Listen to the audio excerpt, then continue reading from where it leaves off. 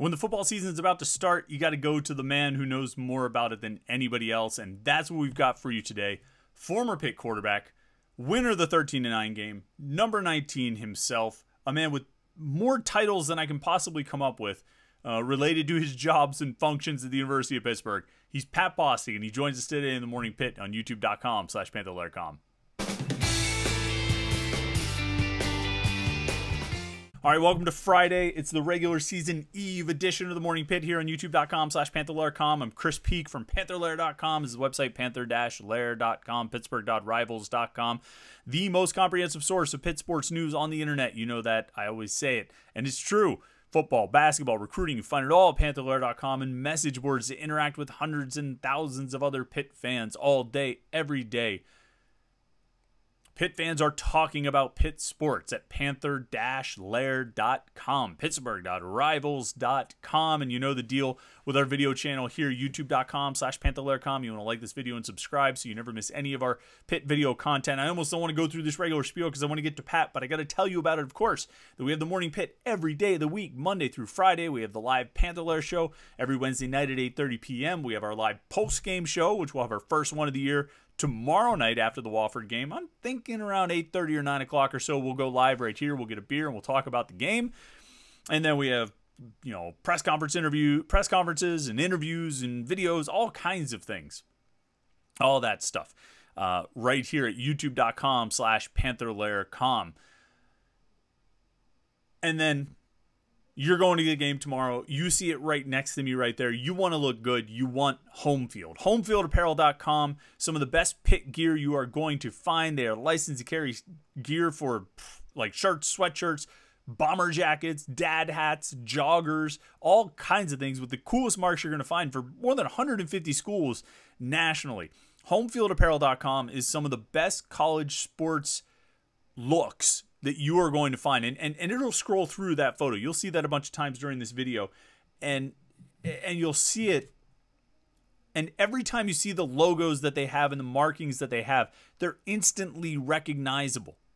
Instantly recognizable, classic looks. I mean, some people might call it vintage, but it's not even, vintage doesn't really seem to do it justice. It's classic. They are classic looks and some of the coolest stuff you are going to find.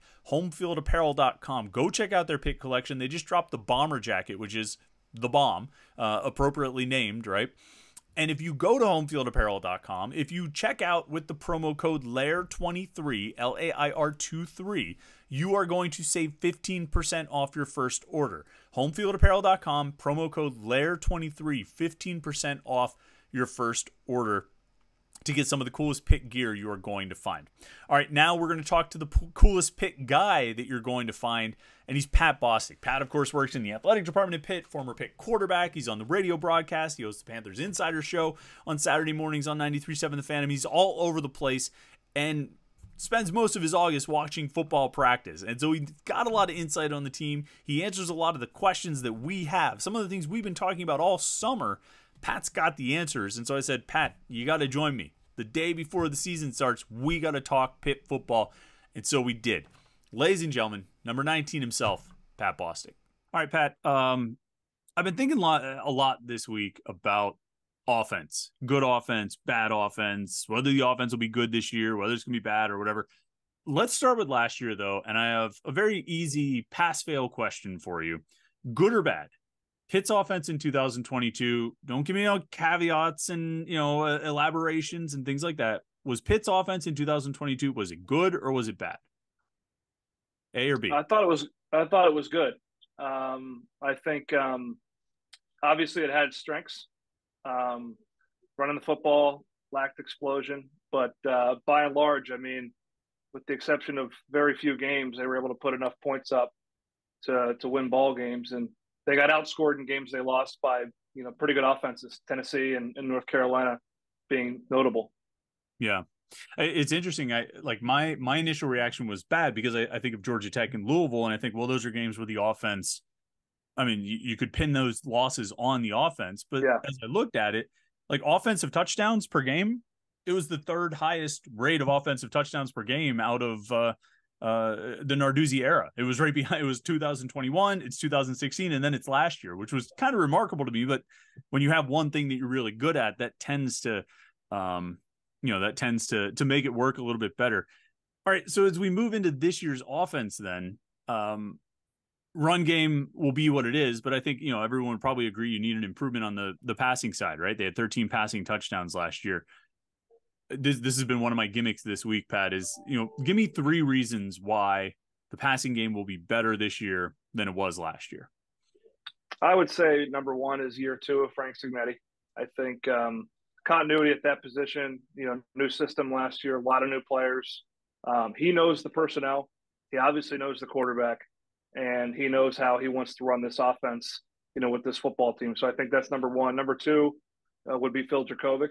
I think he knows Frank. He's got an offensive line in front of him here at Pitt that I think is markedly better than what he had at BC. He's got a run game with some returning experience at the running back position that should help keep them balanced. They were not that at BC. And lastly, I came into camp concerned about depth at receiver. I saw improvement from guys like Bub Means and Kanate Mumfield. I think Dejon Reynolds gives them depth. But I think these freshmen are really talented. Probably as complete a group of 4 freshmen as I've seen at Pitt, including my years, across the board. All 4 of these guys I think will play.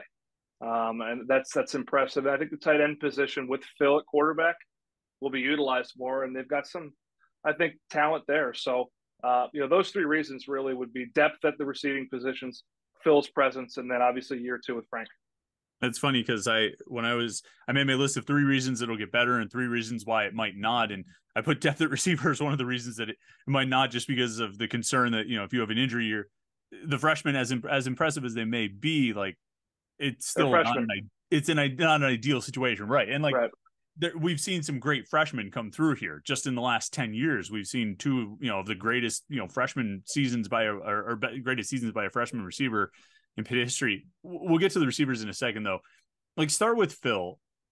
When he's at his best, the ideal Phil, the grade A Phil, what's happening? What is he doing on the field when he's playing his best game? I think he's throwing the deep ball. I mean, that is something he did Zay Flowers helped the cause for sure at BC, but he throws a really nice deep ball. I think he's a prototypical run action quarterback that can go off play action, get deep in the pocket, set deep, find receivers down the field or a tight end on a crossing route, or then create and make plays. And when you drop deeper on play action, it gives you more space. Obviously, the defense has to identify itself. They're either in an attack or a retreat situation based on how they perceive the run fake. And I think it simplifies the game. And Pitt's going to be able to do that. That's going to be a hallmark, I believe, of this offense. And, if they're able to do that on manageable down and distances and then allow his legs to be a part of this offense, very much similar to Kenny, where he seemed to get better as he got more involved in the game as a runner and extended plays. I think Phil is very similar in that regard. He's a passer, he's a quarterback, but he's also a football player. And I think he's able to impact the game in different ways. And that play action really suits him and I think gets him into a rhythm and a frame of mind that he plays his best with. Yeah, I mean, you mentioned about him being able to create. He's obviously missed time each of the last 2 years, maybe even in 2020. I forget if he played the full season that year or not. I think he might have missed the game there. And you mentioned Kenny. Kenny missed time every year, right? I mean, maybe not 2018, but 19, 20, and 21, he missed games or was limited or slowed down by injury. It's a risk that exists. So, I mean, how do you manage it with a guy like Phil? You don't want to play it too safe, but you want to keep him on the field for 13 games. Yeah, I mean, I think you manage that with, obviously the designed runs per se or zone reads. I think he's proven enough in his career that you have to respect that with him, whether he, runs the ball 10 times a game or twice. The backside of a defense needs to be respectful of his ability to pull the ball and pick up yards. Obviously, he can slide, he can get down and avoid hits. He's a big body, so the willingness to use that as a tool needs to be selective with that. I think part of it is player management. I think part of it is how the game's called. Frank's obviously keenly aware of Phil's injury history. Right. You can't play scared, but at the same time, I think you can play smart. And being able to run the football, which they could not do at BC, I do think is very, very, very important. And Kenny threw the ball a lot here, especially under Mark Whipple. The run game was very much supplementary. I think this offense will still be rooted in running the football, and that keeps defenses out of an attacking mode. And Phil faced a lot of attacking defenses at BC as a result of being behind the sticks and not being able to run it. Who scores more rushing touchdowns this year, Phil or running backs not named Rodney Hammond and Sibo Flemister? I would say that's a tough question. You know what? I would say running backs not named Sibo or Daniel or Rodney, and I think Daniel Carter is going to have something to do with that. Mm-hmm. I think Daniel's going to give them a bit of a short yardage, third down, situational goal line back that he's gonna bear the fruit of a lot of Rodney and Sibo's labor between the 5-yard lines and get a chance to capitalize and punch some drives into the end zone. And I think Phil will be sparingly used in those situations to avoid what we just talked about. Right. I mean, as you well know, those plays at the goal line for a quarterback trying to sneak it in can be painful, and that's not that's not always an ideal. It seems like if you're trying to keep him on the field for 13 games, you probably don't want to have too many of those situations. With the running backs, Izzy last year, upwards of 60% of the running back carries in the games that he played. Do you see Rodney Hammond having a split like that, or do you see more of almost like a democratic split with him and Flemister? You mentioned Daniel Carter, maybe a Derek Davis or Montrevious Lloyd fits in there. I mean, do you see Rodney Hammond getting that volume of the carries, that high percentage of the carries? I think he could. I don't know if he will. And, Rodney's been banged up in his career as well. He's missed games throughout the course of his career. And, you hope he stays healthy. He can be the back he was against UCLA or West Virginia, but you have to be able-bodied to do it. And I think, part of that is trying to avoid overworking him and exposing him to more hits. But when they get into conference play and start getting into what's not going to take very long to start getting into some dogfight type games, you can't help but you want to you put the ball in the belly of the guy you trust and know has proven it, and that's Rodney and it's Sibo. So it'll be interesting to see how the separation of labor happens. But Rodney's proven he could be a hot hand, and I think that's what they're looking for out of this group.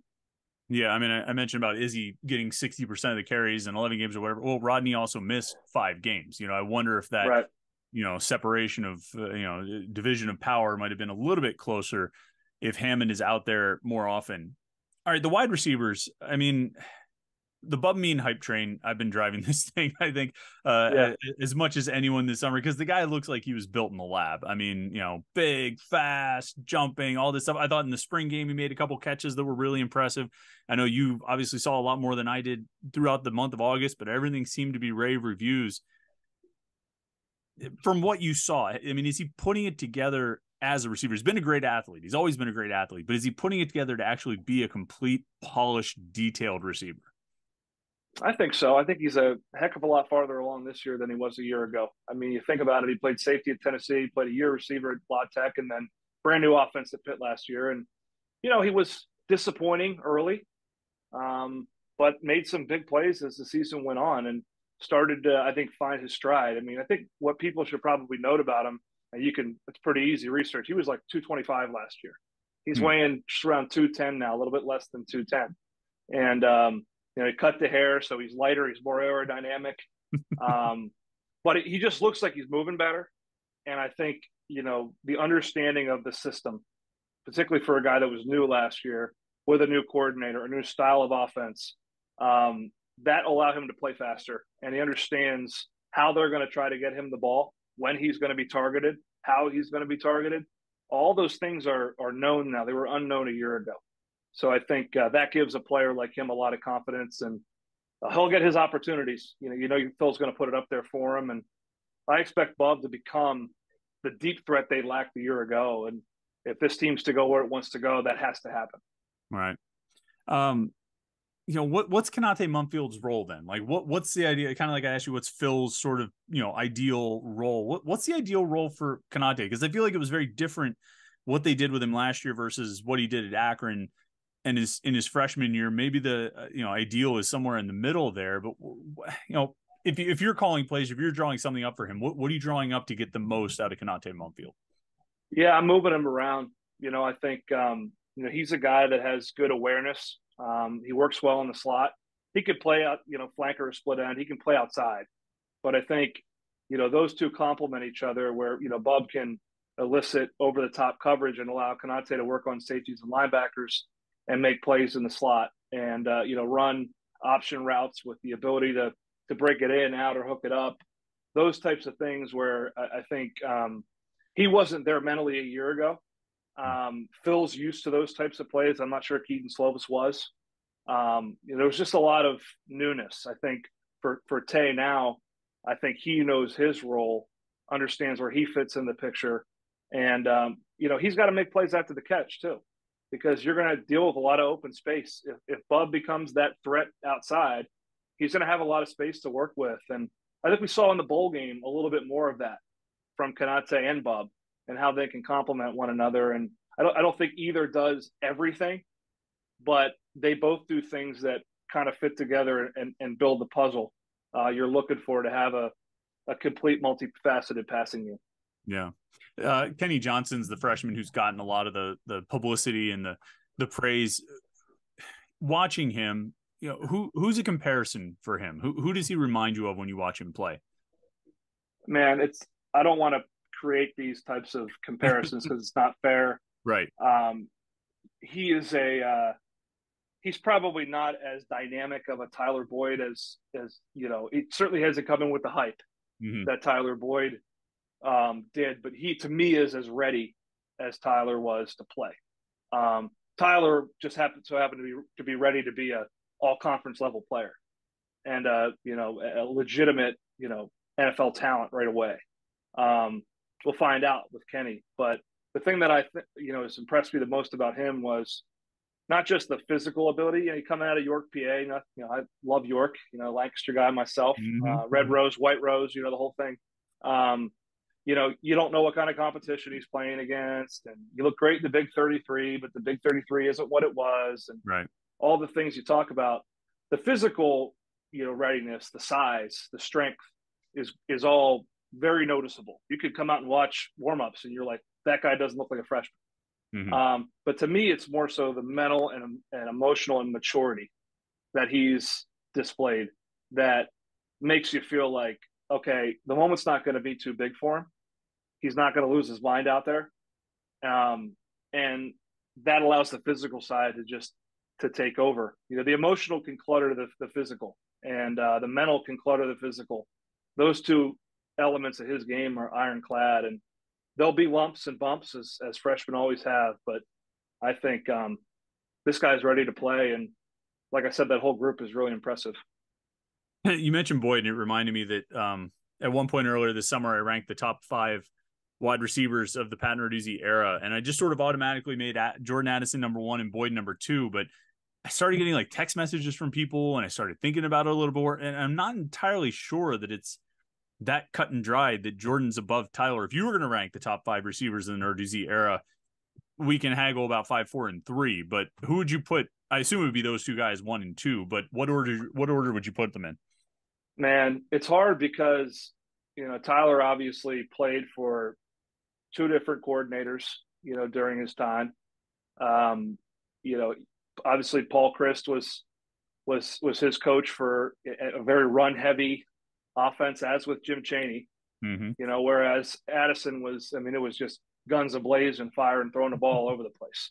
So the amount of targets was different. I think Jordan had probably more around him than Tyler did. He also had Kenny Pickett, a Heisman Trophy quarterback. I don't want to pile on and just say that he's better because Jordan left. That's not fair. They're very much a 1A and 1B in my mind. But to me, Tyler Boyd was he was definitely better as a freshman. And I think probably didn't have the circumstantial help that Jordan did. But for me, was as smooth a wideout as I've ever seen. Jordan is right there behind him. And then, it's the Maurice Frenches, the Jared Waynes, Yeah. all kind of file in. But it's hard to distinguish between those two, man, because there's just so much that was different about them. But then there's also so much that looks so similar Yeah. with how they were able to just show up, play, and be dynamic and dominant. Mm-hmm.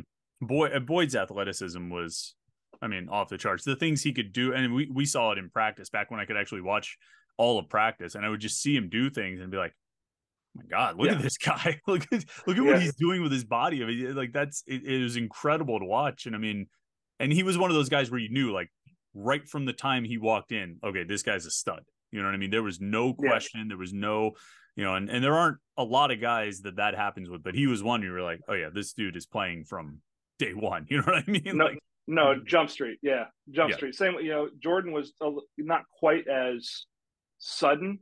His, was more subtle. Mm-hmm. But then he played a game and you're like, okay, that's a little bit different. And if they had a full spring camp, I think by the end of spring, we'd be like, oh yeah, this dude's awesome. You know what I mean? I think we would have seen enough over 15 practices or whatever it was to be like, yeah, this he's legit. But yeah, it's fun to kind of go back and rank those positions. I actually put Jester Weah in my top 5 because he had 10 touchdown catches, on like 35 catches, some ridiculously low volume of receptions and scored like double-digit touchdowns. All right, we could sidetrack on that for a long time. Okay, all the positions have really good players on offense. So talk me down a little bit though, Pat. How could this offense struggle? Like where are weaknesses, or what could actually just sort of backfire and cause it to, kind of blow up a little bit, or even take a step back from last year? Well, I think, when you turn over Carter Warren, Marcus Minor, Owen Drexel, although he didn't play the majority of last season, and that offensive line didn't really play much together. Then you have Jacoby go down, which is a big loss because he played a lot of football for him last year. Gonsalves is playing on both sides, and we'll see him at left. There's some youth behind, injuries up front. If they happen like they had last year, I'm not sure the depth is as good up front. That's a little bit of a concern, which then will bleed into protecting Phil and running the ball. I don't think that, I think Phil's capable of converting third and longs, but you don't want to make a living dropping back and those situations. Phil's very much, again, manage the D&D, get him in situations where you can be aggressive and the defense isn't just pinning their ears back. That's where I think you get in trouble. And then you're going to have to, at some point in bigger games, there's going to be somebody that's going to be able to make you one-dimensional to some degree. And that's where I'm heartened by the progress I think this offense has made in the drop-back pass game, and Phil's accuracy in practice, which, Frank Signetti's commented on him looking as good as he's looked in practice. Phil's not known as a practice player. They're going to have to complete the ball and score points to beat North Carolina and Florida State and those types of teams. Go to South Bend and play a stout defense and going to be able to keep up with Sam Hartman. That's going to need to happen. And all those things I spoke about, the offensive line and, certainly the down and distance and those types of things are going to be critical in being successful in that regard. But, you're concerned about the offensive line depth. And then obviously when you need to throw it, how consistent is Phil going to be? Are we going to see the Phil of 20? Or are we going to see, the one that regressed a little bit in 21? And again, I've seen enough in practice to feel better about it than I probably did. Mm-hmm. We spent obviously a lot of time on offense, so there's not a lot of time to run through the defense. But I would just say this one thing that, and I've kind of been really thinking this a lot this week. One thing that concerns me kind of with this team as a whole is that I feel like a lot of the guys that are going to be relying on, a lot of the guys we've already talked about, Bub Means, Rodney Hammond, Sibo, Gavin to a certain extent, Canante, and then on defense, the ends, the pass rush, the safeties. There's a lot of guys that are counting on, and they're counting on them to do things they haven't done yet in their career. And it doesn't mean they can't do it, but it sort of feels like they're counting on career best years for more guys than you would typically. It's college. There's always going to be turnover. You're always going to be relying on new players. But it feels like this year they're relying on a lot of guys sort of having breakout years. And that gives me pause because you can sell me on Bub having a breakout year. You can sell me on Rodney. You can sell me on Javon McIntyre. You can sell me on Nakai Johnson. You can sell me on these guys individually, but selling me on all of them gives me a little pause. Do you know what I mean? I mean, do you have that? Yeah, You know what I mean? I do. I think, particularly on this defense, and I think offensively, I think there are enough parts that together this can be a really, really good football team. What's going to make them great is what you're talking about, is guys having exceptional seasons. It clicking for a DeAndre Jules, Mm-hmm. right? As Pat Narduzzi talked about, Bengali Kamara becoming, taking the athleticism and potential and turning it into a havoc-wreaking all ACC linebacker that can kind of make up for not having Rashad Weaver, Patrick Jones, Deslin Alexander, Kalijah Cansey. Kind of counterbalancing with positions that we haven't seen be the strong suit for Pitt. Aside from Servassier, the linebacker position has been a bit of a turnstile. Yeah. A lot of consistency actually with the guys back at that role, at that position. The corner position, they're going to depend more on than they have perhaps in Pat Narduzzi's tenure, and they already depend on him schematically. So I think what's going to be interesting is what the formula is for this defense, because I'm not sure. I know they're confident. I know they have a culture of getting to the quarterback, but I'm not sure this is a team that's going to make a living rushing for. I think this is going to be a team that I'd like to see bring 5 and 6 and get those one-on-ones and put Bengali on a back and play a little bit more one high safety zone that doesn't put PJ O'Brien to the field on an island, like we saw with Eric Hallett or Dennis Briggs during those years when they play that quarters coverage. So that'll be what's interesting, and we won't find a whole lot about it out Saturday, I hope. But moving forward to the season, you're going to find out pretty quick. How do we have to mask some of the weaknesses and who's stepping up, who isn't. But again, what gives me pause, but at the same time gives me hope, is I think it's as deep and talented a team as Pat Narduzzi's had. It just probably isn't as proven a team as he's had. So that's the unknown that we're faced with heading into this season. Yeah, and I guess if you're gonna be relying on sort of unproven guys, if they start off looking like Bub Means and Bengali Kamara look, I mean, it's a good place to start. I'll take the guys who are built like those guys who look like NFL players physically, and hope that they have that breakout season rather than relying on guys who maybe aren't as big and fast and strong. I think it's a good starting point. Yeah, I think so. I mean, I think they have a lot of young talent. I know they do. They've recruited incredibly well by Pitt standards for the last couple of years, and I don't think they missed at receiver with this freshman class. I'm not sure they missed at linebacker. When you look at Jordan Bass and Rasheem Biles, and Lovelace will be in the rotation. Kyle Lewis is going to be a really good player. But it's, the defensive line, I would say, is probably, you've come to depend on that position so much over the past 5 seasons that it's a bit worrisome that there's not the known commodities there. But we were bound to come to that point. I mean, the COVID years were going to stop at some point. Yeah. Somebody was going to go pro early. And here we are in 23, and, Fitzsimmons, these guys that have waited in the wings, we're going to find out. Yeah. Yeah. That's, if nothing else, it'll be interesting to watch for sure. All right, Pat, I, appreciate all of your time. I would take the next few minutes to list all of your various titles and jobs and functions and all the different things you do, but I've already taken up enough of your time, so I'll do that. I'll do that in post, as they say in the industry. I'll add that after the fact. But thanks a lot. I appreciate it. Look forward to seeing you at the stadium as always. And it's football. It's like a day away, so we're almost here. We'll talk soon, Chris. I appreciate you having me. You do a great job, man. Nice. All right. Thanks, Pat. All right. Thanks to Pat. That was awesome. It's always awesome to talk to Pat. I mean, I've never had a bad interview with Pat. I mean, dating back to like the spring of 2005 when I drove out to Manheim Township or wherever he went to high school in Lancaster and interviewed him after he announced that he was committing to Pitt. He's always been a great interview. He's always been a great guy. He's been a friend to Panther-Lair.com for, what did I say, 2005. So that's like, it was 2006. It was the spring of 2006. So he's been a friend of the site for about 17 years or so. We go way back with Pat, and it's fun to it's always fun to catch up with him. So we really appreciate him joining us. I hope you appreciated and enjoyed that insight as much as I did. Enjoyed that conversation. I don't feel like there's much I need to say to recap that because Pat pretty much laid it out there. And we always have a good time when we get together. So thanks again to Pat for joining us. Thanks to you for watching. Make sure you go check out homefieldapparel.com. Lair23 is the promo code to get 15% off your first order. There it is right there. Popped up at the perfect time. I swear I did not make that happen on purpose. But look how sweet those logos are. You want that. You want it on a shirt. You want it on a sweatshirt. You want the bomber jacket. You want the dad hat. You want the joggers. You want it. Homefieldapparel.com. Promo code Lair23.